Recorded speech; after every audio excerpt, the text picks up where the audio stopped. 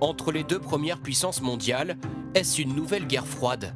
Un retour aux années 60, quand les États-Unis de Kennedy affrontaient l'Union soviétique de Khrouchtchev sans conflit direct.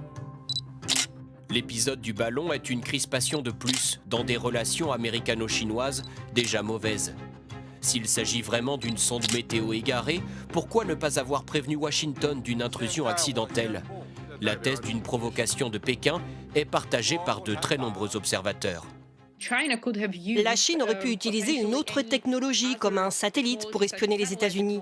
Mais là, elle voulait sans doute envoyer un message et tester les Américains pour voir leur réaction.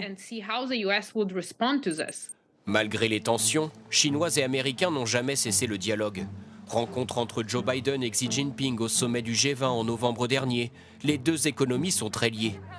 Ce week-end, le secrétaire d'État américain, Anthony Blinken, devait se rendre à Pékin pour réchauffer les relations. Visite annulée à cause de la découverte du ballon. Sur le plan géopolitique, les sujets de discorde étaient déjà nombreux. Taïwan, que les États-Unis promettent de défendre en cas d'invasion chinoise.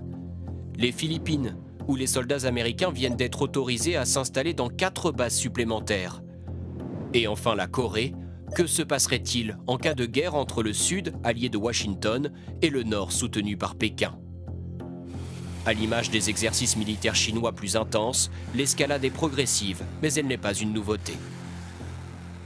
La détérioration, elle date au moins de la fin des années 2000, dès le premier mandat du président Obama, même si cette détérioration a été peut-être encore plus visible pendant le mandat du président Trump. Ce qui est clair, c'est qu'aujourd'hui, les deux sont dans une rivalité stratégique de plus en plus forte. Une compétition acharnée dans tous les domaines dont dépend la puissance d'un État, comme la haute technologie. En matière d'intelligence artificielle, par exemple, la Chine investit massivement avec l'objectif de dépasser les États-Unis d'ici 2030.